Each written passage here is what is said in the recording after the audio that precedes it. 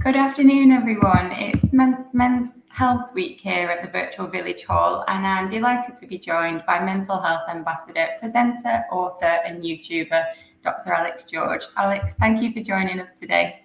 Thank you so much. Thanks for having me. And first of all, thank you as well to all the volunteers, anyone that's kind of tuning into this, for all the work they've done. I think we're talking about the figures and stuff, a number of people that volunteered during the pandemic and stuff. It's been huge. And we had volunteers in A&E during the pandemic.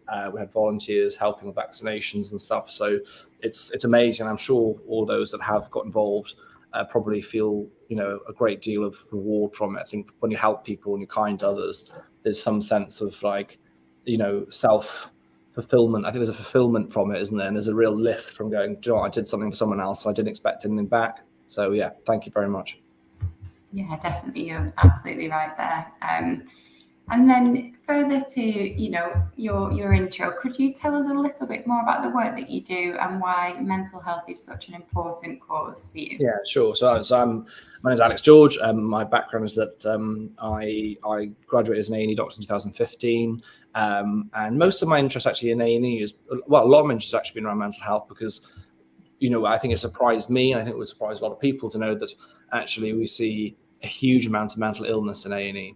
I'd say probably 20-30%, if not more, of our cases are directly related to mental health, but that a huge amount of what we see that presents as physical issues has an underlying mental health cause. So an example I use is someone might come in with a heart attack. You dig into it about diabetes for many years, which might have led on to the heart attack, and you dig even deeper and find out that they've been overeating or a binge eating disorder to deal with stress or whatever. So, often when you dig a bit deeper, the mental health is a huge part of it. And I think I realized quite early on in A&E that you can't really separate mental and physical health. If you have a physical problem, it affects your mental health. If you have a mental health problem, it often affects your physical health. They're so intertwined. So yeah, going through the pandemic, I did a lot of work around kind of mental health and kind of trying to raise awareness of looking after yourself throughout the pandemic. And then I campaigned for this role, or campaigned with the government to kind of highlight and make them realise how important it is to focus on mental health, particularly mental illness support. And I think from getting that role, I think a huge amount of my focus has been kind of stigma and working around stigma campaigns, but also trying to make sure that we're putting funding in the right places. Definitely, and it's a complex area, isn't it, really? And there's so many different factors in life that can affect our mental health and well-being. What steps can we take to best support our own mental health?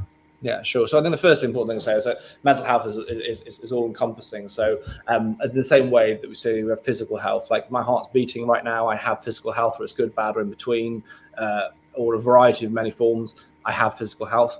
Everyone has mental health. If you have a mind and you're thinking, you have mental health. So what we look at is a spectrum of things. So on one end, you have perfect mental health this side, which is pretty much unattainable for most people, but it's like what we aim for. And the other side is severe mental illness. So mental illness is one end of the spectrum, of course. Along the middle of this, a lot of us find ourselves moving up and down for different reasons, maybe pandemic, maybe job difficulties, but also sometimes you end up down this end of the spectrum for no good reason. Okay, so that's why it's just important for us to learn about self-care. If you're at the top end of this, feeling great, fantastic, the world is amazing, because you never know what might happen and when you need to really employ those techniques when you're down here. So the reason I care about self-care is that we know that from a huge amount of evidence research now that early intervention supporting your own well-being can really help prevent mental illness, but also help you deal with that initial phases. And if you look at treatment of that mental illness, so you think about if you see a psychiatrist and they prescribe you medication, you've got this with advanced therapies or whatever it might be, they will tell you that these things will only really work if you focus on those fundamentals of your own well-being. Sometimes I call them lifestyle changes, but I don't really like that term because I don't think that gives it the onus of how important it is in terms of your own self-care. So tips around self-care, I think self-awareness is the most important thing. You can't truly make any intervention in your own life without having self-awareness. It sounds obvious, but a lot of us, I think, forget that. So if you're not understanding the root cause of why you feel a certain way or understanding of what things might be contributing to that, it's very hard to actually make any changes. So the first thing is kind of thinking, right, maybe get a piece of paper and write down all the things that come to your mind when you think about your own mental health. What are the words that come up? You might be happy, it might be sad, it might be anxious, it might be okay, it might be numb, it might be grief, it might be whatever it is. Chucking them all down on paper and having a think about what things might contribute to that. So you might then do some lists of things saying like, well, I'm overworked, I'm stressed, I don't sleep very well, I drink a bit too much, I don't exercise enough. And you quickly are able to kind of build up a bit of a picture of where you're at. And a lot of the time, I think, we overcomplicate self-care. It's the little changes that you make consistently that make a difference. So yeah, sure, going for a run once is not going to change your life, right?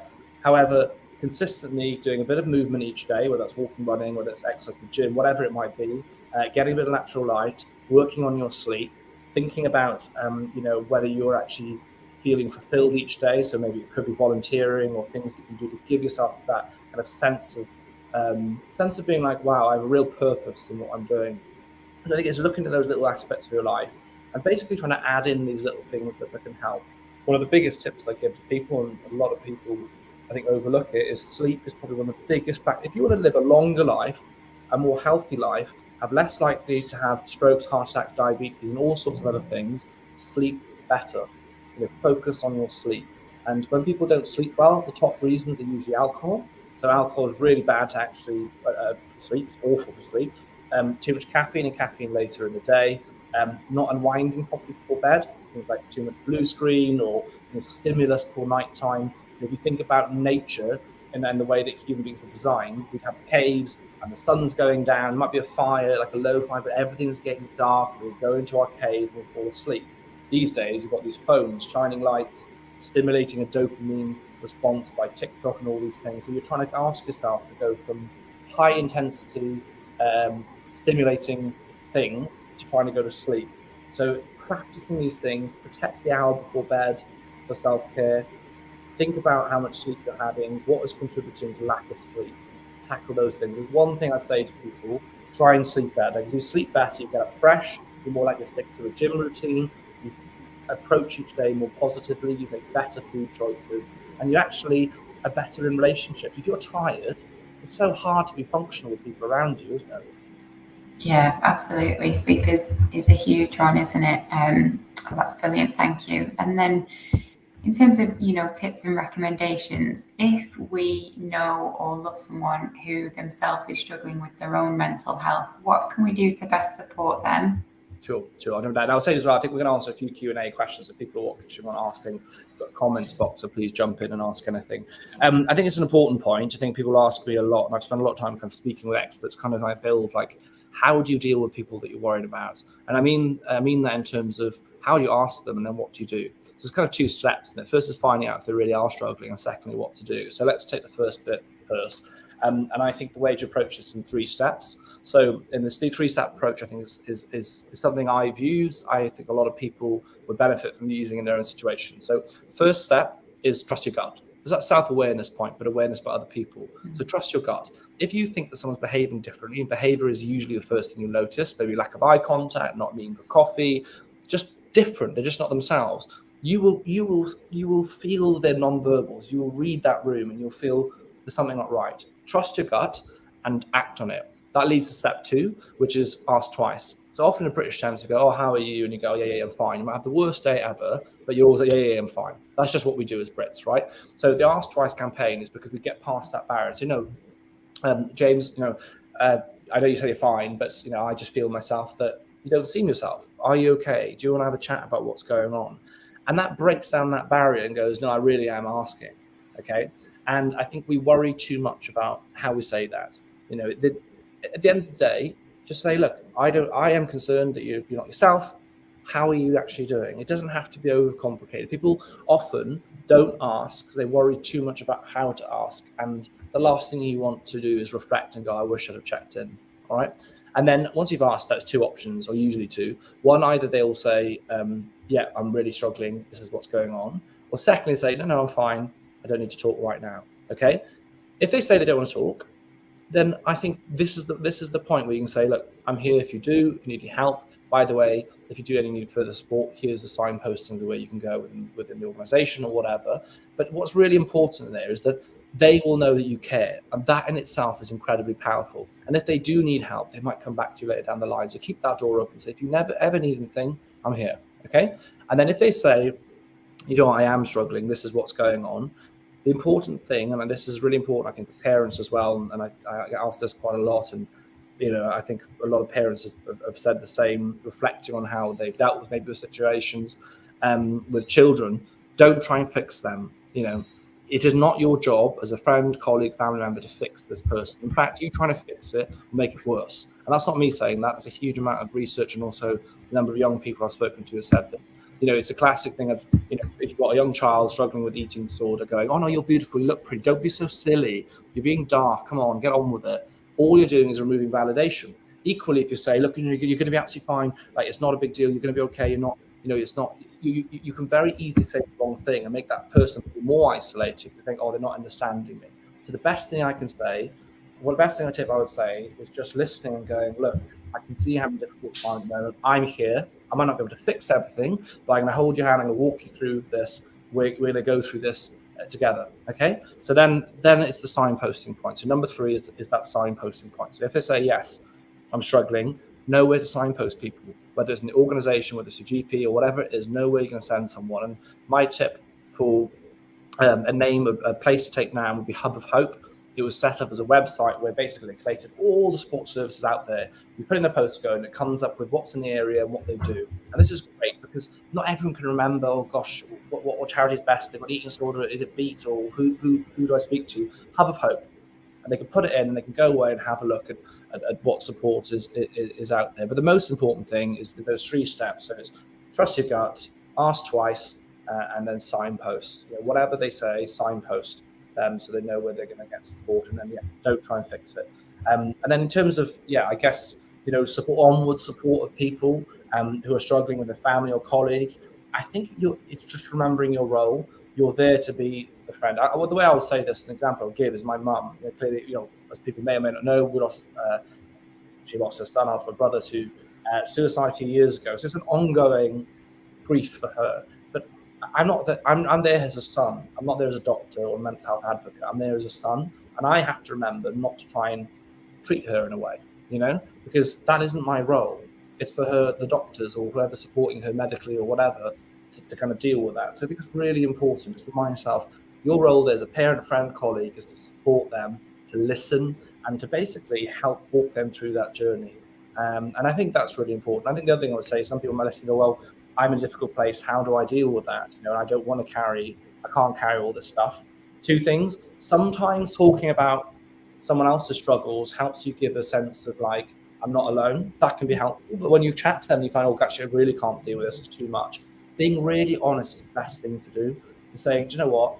I can hear you. I can see that you're struggling right now, but I am in a difficult place. And I feel that I don't know if I can be the best place to serve or to help you right now. However, here's where you can go for support, or these are other people you might be able to talk to. And that's why that signposting is really important. So you're not going to go away, I don't want to know. You're giving them a genuine, helpful location or place that they can go and get help.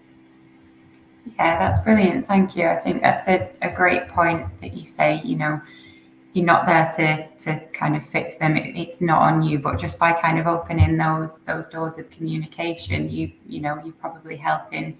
You're making a start, aren't you, more than you know?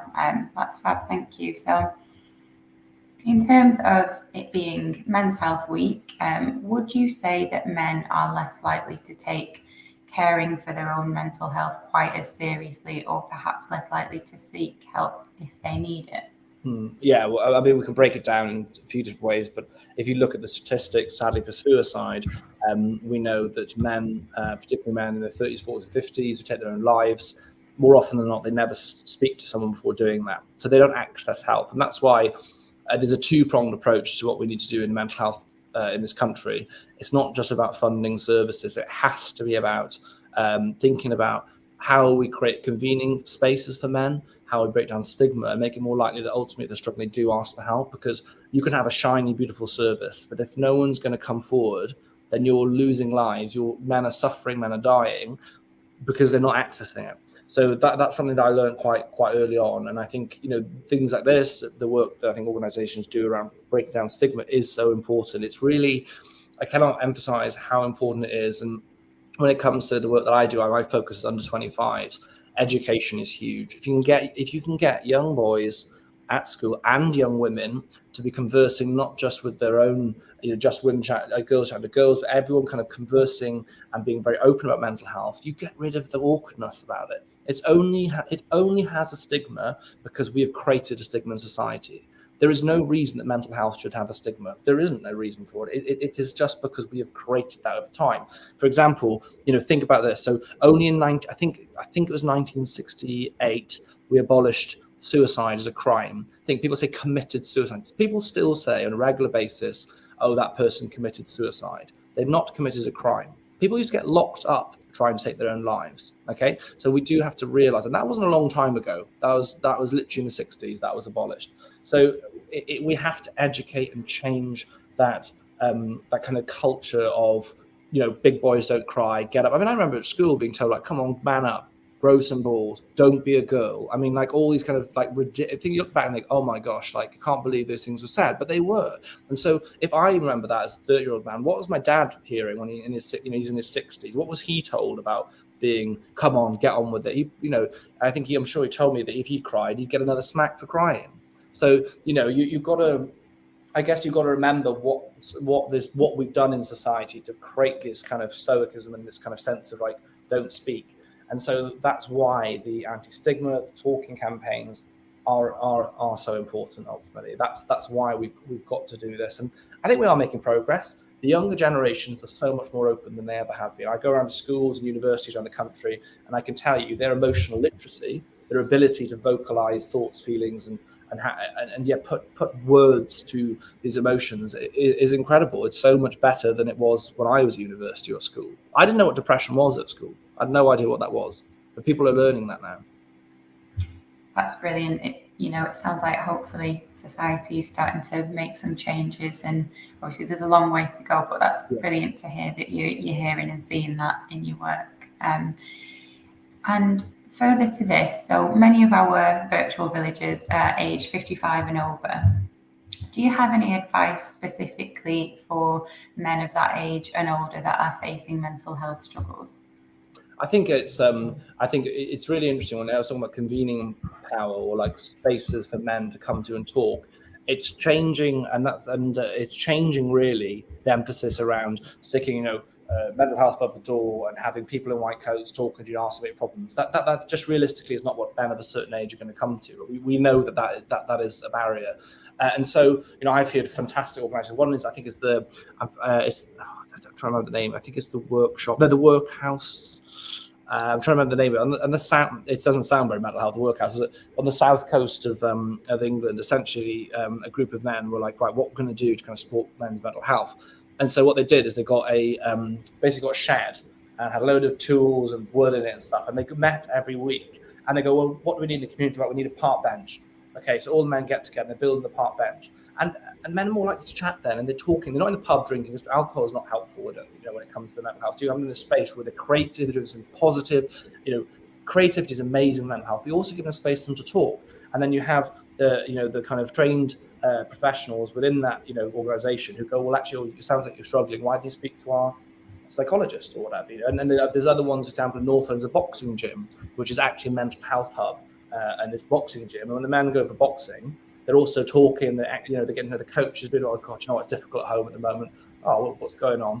And so you're helping proactively mental health. We're also helping signpost them or get them into services when they need help. But in terms of looking after yourself, I think the important things are, isolation has been huge throughout the pandemic. So getting involved in any kind of social groups, clubs, whatever that you can. Make sure you're keeping up the exercise. If you are struggling, please do talk about it. There's absolutely no shame. I think my dad's become much more open since our family. We've become more open, and it is important. Ultimately, your mental health affects everyone around you. So never be ashamed to talk about it, and reach out and get help if you need it. Yeah, definitely. Thank you. And then kind of on the reverse side of that, so for those that are parents or have responsibilities for younger children or younger people, I've actually just seen a question come in that's relevant to this as well. So do you have any advice specifically on how to shape conversations around mental health for children and, particularly young boys? Sure. I think a great way of doing it is, I'm just aware of the time, we've got a few questions coming through, but I think a real tip I'll give to people is to try the traffic light system. So it's called the traffic light system because you've got obviously the red, amber, and green, and these actually display how general feelings of how your mood is. So green being like really good today, amber in the middle, red bad. And so a great way of doing it is sit around the dinner table, breakfast table, whatever time of the day most of the families sit around the table, and go around the table and take a moment to stay where you are on that scale and justify. So, for example, the great thing about this is that you might have, I'm just a nuclear family, dad, mum, and a couple of kids, right? Dad goes, oh, I feel amber today, I'm stressed, work was like this. But actually, do you know what, tomorrow I'm off and we're going to do something nice to family, so it's good. So you're actually not only breaking down barriers between age groups and between generations and showing the young boys that the dads talk and, creating that kind of, oh gosh, openness. But also you're teaching kids what things can make your mental health worse and what things can make it bad, and maybe how to deal with that. And everyone's learning. So when you go around the circle, you're going, you're seeing which child's green, which is amber, which is red, or how they're doing. And also it really helps because if someone's red for 3 or 4 days in a row, you go, hang on, the family needs to focus on this. It creates a culture of openness. It takes 3 or 4 minutes each day. It's absolutely nothing. And it brings a convening power to the table, brings the family together, and it becomes normalized. It's so much easier. If you're used to talking each day, it was so easy to say, you know what, Dad, actually, I said I was amber if I really don't feel great. I don't feel good, and you can talk about it more. That's a really great tip, thank you, and hopefully that will help Tony, who's just messaged us in the chat. Also, part of her question was, is there any information given as part of the school curriculum at the moment, or is there any way that anywhere that you would suggest she can access information on kind of dealing with mental health in young boys? What I would say as well, also for Tony, I think as any parents, having a look at your Young Minds website would be really helpful because they've got a lot of information for parents and for young people. So at the time, we can sometimes forget or neglect parents when it comes to children's mental health because actually it feeds so much into the parents' mental health, but also like the parents are often trying to lead the way in helping. So empowering the parents is a clearly helpful way of helping the kids. So have a look, Young Minds. In terms of curriculum, it depends where you are across the devolved countries. Wales have made huge leaps and bounds when it comes to curriculum. They now have their 4-purpose approach. When one of those purposes is the mental well-being, of children. So what we're saying is that the syllabus now puts well-being of the children at the same par as academia, and that is very, very important. It's incredibly important when it comes to creating the foundations in which the school is built and how they run things in the school. And I think that's very important. There has been progress with the PHSC curriculum at schools in England, but I think we can go so much further. In my view and the view across the coalition of mental health, it's about schools creating, having a whole school approach to mental health. It's not just having a one-off lesson. It's thinking about what ways, maybe the physical ways in terms of the building, the structure, but also the way the schools run that creates a positive space for well-being, but also an openness when people are struggling. For example, having a mental health lead, making sure that you've got mental health first aid trained teachers. You've got a system that's obvious and clear to students about where they go to get help. You've got a counsellor there. We're rolled across. Mental health support teams have been rolled out across the country. Part of me getting the role, I was getting agreed that we have £18 million being rolled out to mental health support teams. And we hope in a few years we'll have all the schools in England covered, which means we'll have specialist support teams that can go to the schools, can support the schools when a child is flagged as struggling.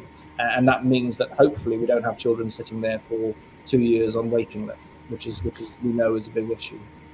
Yeah, that's brilliant. Thank you. Another question that's coming from Luke. So he's asking about access and improving access to mental health services. He says lots of people are speaking out about issues but struggle to get professional help, especially on a low income. Yeah. Is there any advice that you would give to Luke, Alex? Yeah, well, I think it's, again, twofold. I think, again, absolutely people ask them help, and a lot of people that I ask them for aren't getting the help quick enough when they should be seen. I've spoken to parents of like 7, 8-year-old kids who waited 2 years, to see mental health support, which is just, to me, baffling. It's terrible. It's just something you just don't want to hear. But I also think there's a huge amount of people, particularly in men, that just don't ask for that help. And I think that's really, really important. And I think when you actually talk to some of them, it's also a concern about, if I ask for help, is there going to be help there? And that I think is very important. So within stigma, you also have to educate what support it is, where is it, how do you get it? I think there has to be a shift. It's it's completely separate and a very big conversation. We have to shift towards early intervention, in terms of mental health support. So mental health support is support, whether it's child or adult mental health support, is primarily structured on, there's a big problem, let's try and fix it now, rather than going, right, let's get in there early. So what's happening is you've got, hundreds of thousands of people being referred to a service. It's not really designed for why they've been referred. So, and what ultimately happens is that then they only really intervene when people are really unwell. And that's not the model that we want. That's not the fault of the people working for these services. They're really overworked. They're doing their very best. They're trying to look after the sickest people. But ultimately, we have an ethical, moral, and also an economic responsibility to actually shift this change. And that's why these early support hubs, which I'm trying to get funded, are so important. Walk-in support, under 25s. That we would, my role is focusing on the 25s. I would love to see something replicate in adults if we can prove this model, which I believe we can. Walk-in support, educational support, psychological support, so career, sexual health. There's a range of issues, actually financial support, even advice on financial support, which we know plays into it a lot. Walk-in services, so people haven't got barriers or referrals and waiting 2 years. So we want to see these hubs funded. We're looking at hopefully 200 hubs across England, which would cover all of the CCGs, the kind of the areas, I guess, around England, allow access for people. And that would help, we believe, about 500,000 under 25-year-olds, which would be absolutely massive. But certainly, one of the biggest things, and to talk about the financial issue, one of the biggest concerns anyone has, any medical person has, anyone in mental health has, is about financial hardship and times becoming more difficult. Because one of the most, if you look at correlations between suicide and any other factor, rising rates of suicide, recessions, depressions, financial pressures is the biggest indicator of a spike coming in suicide. That's just a fact of life. That's the fact of life. So supporting people in terms of their finances, in terms of like the energy and all these kind of things, it's not just an argument about money. It's actually a really serious argument around health. Broad, and obviously I come from a mental health perspective, so that's what I think of. But it's a huge aspect of mental health, actually. And if you look at it, the number one biggest cause of worry and anxiety in adults is financial concerns. The number one, which again brings me back to my point around education, and a lot of worries around what to do with these situations. How many people have been taught anything about financial health at school? Anything about what an ISA is, what a mortgage is, how loans work? I got a student loan, and I didn't know a student loan worked. So it's so much of people think of well-being and education on health as being a bit wish-wash sometimes. Financial health is serious. It's numbers, it's maths, it's money. It's one of the most important things. At the end of the day, you work to earn money to pay for your family to live the life that you need to and want to live. So a lot of my arguments around why we need to change the education system is based upon, facts. We know that the biggest cause of anxiety is financial worries. The second biggest is climate change. So, these are the things that people are concerned about. So we need to address them. That's really interesting. Thank you, Alex. And it flows quite nicely into another question we've had here from Victoria Alex, who says, "Hi, Dr. Alex. To what extent do you think social media plays a role in poor mental health? And if so, what can we do to change that?" as the last question. Social media is a very interesting one because there is as much evidence that shows it's helpful as it is harmful. And that's the fact of it. So if you ask the question, can social media be damaging for mental health? Absolutely. And the biggest correlating factor is time online. That's the number one thing that really correlates, that we can draw as not quite linear, but as a correlation, is that the longer people are online, the more likely they are to experience anxiety, worry, self-doubt, body dysmorphia, and so on. However, there's a huge amount of benefit of social media, social activism, sense of connection for people with mental illness is a great space to give mothers. I know when I was really bad with anxiety and I started taking sertraline, social media was amazing for me because I could follow accounts, see other people who went through it and not feel alone. So there is a real two sides of the coin. The real question, I think, is, and it's exactly the question that Victoria's asked, is like, what extent is it? And I really think, how do we mitigate it and how do we use it for our benefit? And I'm sorry, I'm going back to education. If I said to you, would you fly a plane today without any lessons? You'd say, I'd hope you'd say absolutely not. But the phone in which you probably have in front of you is more powerful than the rocket that flew to the moon, right? So you think you're giving kids with no education, no lessons, access to the whole of the internet and everything that it contains. Just to me, just doesn't make sense. So we need to educate young people about how to create safe boundaries, what to do and how to deal with trolling, how to decide what content is truly appropriate for them. As in, a lot of it's got to be self-monitored, how to spot harmful content, what to do if you do see harmful content, but really importantly, how to use it for benefit, how to use it for creativity, how to use it for education, how could you use it in the future for your business? Because let's be honest, most businesses are online now.